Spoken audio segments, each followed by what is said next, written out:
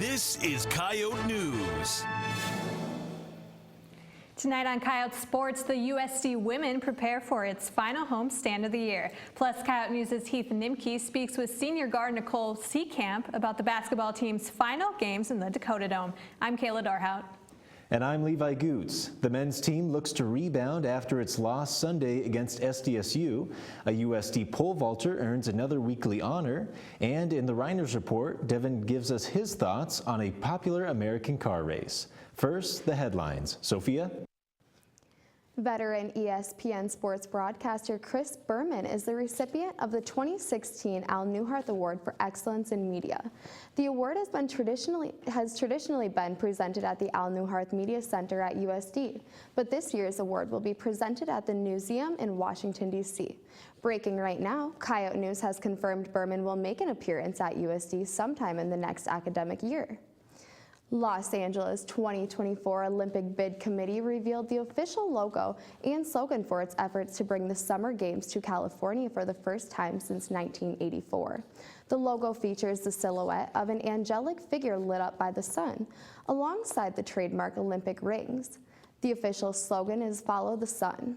City officials remain optimistic that they can deliver a strong Olympic appearance.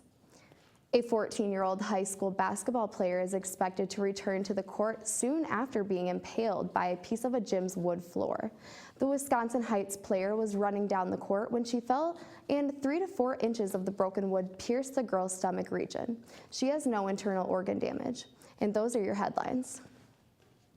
New head football coach Bob Nielsen has yet to sign the official contract with the university. Coyote News' Devin Reiners tells us why. USD still hasn't been able to sign Nielsen to a contract because of the Board of Regents' policy prohibiting multi-year contracts to coaches. Sophomore Andrew Gray says he doesn't think the contract situation will affect the team. We'd want him, obviously, to be committed for 3 years and that be written in stone, but anything can happen. I mean, it just comes down to what we do, and he's a proven winner, so we all just got to buy in, and if we win with him, he's not going to go anywhere. Even though an official contract hasn't been signed, Nielsen has still been hard at work preparing for his first season as the head coach of the Coyotes. It's a tremendous opportunity, a place that certainly is very serious about the future of athletics and the future of football. The Board of Regents recently talked about a one-time suspension of its policy, but they would rather find a permanent solution. They've been working with schools on a possible change, and a formal vote would come at a later meeting. For Coyote News, I'm Devin Reiners. The Coyote women's basketball team has their final 2 home game of the season.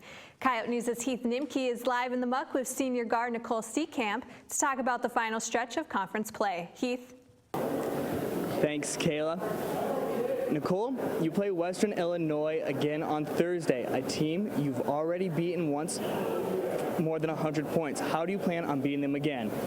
Yeah, we plan on doing pretty much what we did last time. I mean, they're a great transition team, and they also shoot a lot of threes. So I think they're basically our big focuses of the game. If we can limit their transition game, limit them from three-point line, I think we'll put ourselves in a good position to win the game.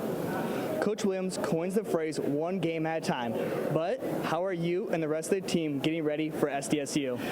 Yep, she does stress that a lot, and I think we've also kind of taken that approach. We haven't really focused on SDSU yet, so we're kind of just focusing on Western Illinois. Once we finish this game, then we'll focus on SDSU, but I think they do have a lot of similarities in that they are both very good transition teams, and I think that if we can do a really good job at shutting down Western Illinois in that area, then I think we'll prepare ourselves very well for the SDSU game. Can you describe the emotions you'll be going through on Saturday, knowing it'll be the last regular season game in the Dakota Dome and playing arch rival SDSU? Yeah, I think there'll be a lot of emotions. I mean, a lot of people have asked, how does it feel to be the last kind of game in the Dakota Dome, but I don't really know how it's going to feel. I don't think it's going to set in straight away that it is our last game. It probably won't for me until next year when they're playing again, and I won't be there to be a part of it. But, I mean, there will definitely be a lot of emotions in terms of playing state for the last game and being at senior night. So I think, we just got to kind of, as long as we don't let those emotions get a hold of us, I think, we'll be, prepared for the game, and hopefully we'll get the result we want. Has the team started to think about the Summit League tournament, or is it too soon?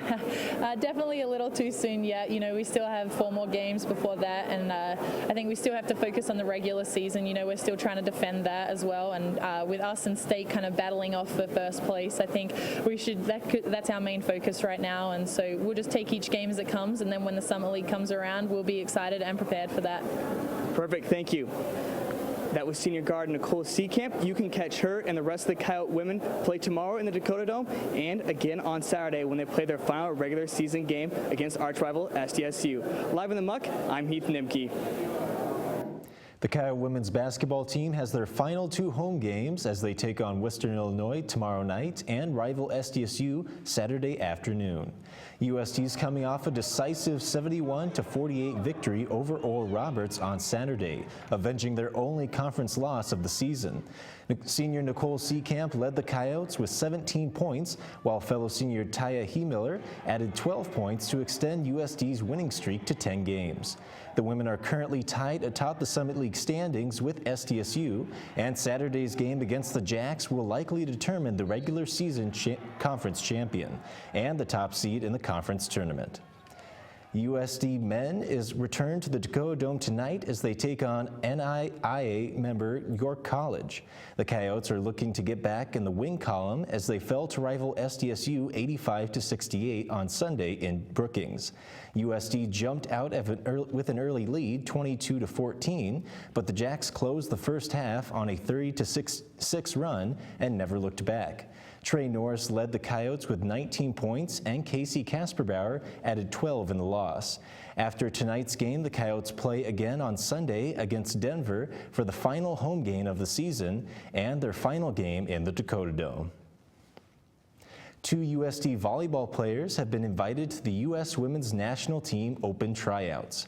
Junior outside hitter Audrey Rieg and sophomore setter Brittany Jessen were 2 of the 231 athletes from 88 colleges from around the country to be invited.